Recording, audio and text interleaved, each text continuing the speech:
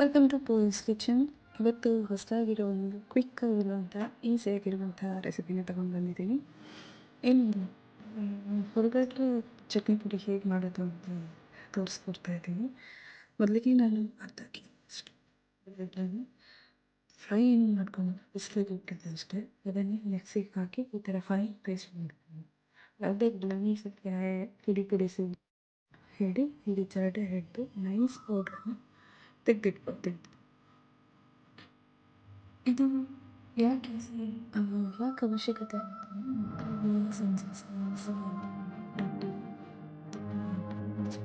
ಹಾಕಿ ನೀವು ಟೇಸ್ಟ್ ಮಾಡಿಕೊಂಡು ತುಂಬ ಆಗ ದೋಸೆಗೆ ಎಣ್ಣೆ ಹಾಕೊಂಡು ಚಟ್ನಿ ಪುಡಿ ಎಲ್ಲ ಹಾಕಿ ಪುಡಿ ದೋಸೆ ಮಾಡ್ಕೊಂಡು ತಿನ್ನೋದು.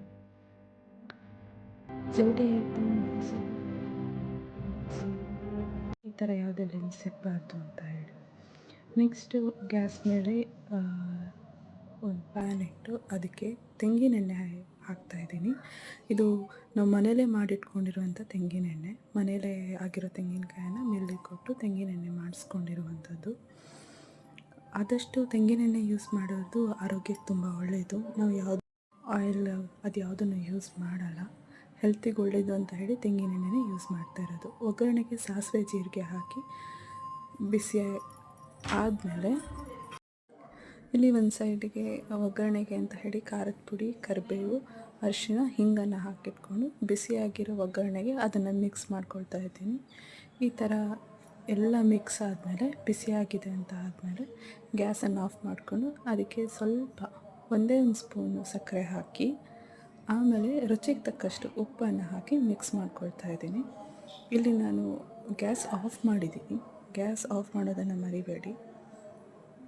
ಎಲ್ಲ ಹಾಕಿ ಮಿಕ್ಸ್ ಮಾಡಿದ ಮೇಲೆ ಸೈಡಲ್ಲಿ ತೆಗೆದಿಟ್ಟಿರುವಂಥ ಹುರ್ಗಡ್ಲೆ ಪುಡಿಗೆ ಈ ಒಗ್ಗರಣೆಯನ್ನು ಮಿಕ್ಸ್ ಮಾಡಿದರೆ ಆಯಿತು. ನಿಮ್ಮ ಇನ್ಸ್ಟೆಂಟ್ ಚಟ್ನಿ ಪುಡಿ ರೆಡಿ ಆಗುತ್ತೆ. ಸಂಜೆ ಹೊತ್ತು ಮಕ್ಕಳಿಗೆ ನಾನು ಹೇಳಿದಾಗೆ ಬ್ರೆಡ್ ಟೋಸ್ಟ್ ಮಾಡಿ ಕೂಡ ಹಾಕಿ ಕೊಡ್ಬೋದು, ದೋಸೆಗೆ ಎಲ್ಲನೂ ಹಾಕಿ ಕೊಡ್ಬೋದು. ಇದನ್ನು ನೀವು ತೆಗೆದಿಟ್ಕೊಂಡ್ರೆ ಅಟ್ಲೀಸ್ಟ್ 1 ಮಂತ್ ಆದರೂ ಬಂದೇ ಬರುತ್ತೆ. ನೀವು ಯೂಟಿಲೈಸ್ ಮಾಡೋದ್ರ ಮೇಲೆ. ಹಾಗೆ ಇದು ಯಾವುದು ಹಾಳಾಗಲ್ಲ. ಹಾಗೆ ಲಾಸ್ಟಿಗೆ ಇದಕ್ಕೆ ಲಿಂಬೆಹಣ್ಣು ರಸ, 1 ಫುಲ್ ಲಿಂಬೆಹಣ್ಣು ರಸನ ಮಿಕ್ಸ್ ಮಾಡ್ತಾಯಿದ್ದೀನಿ.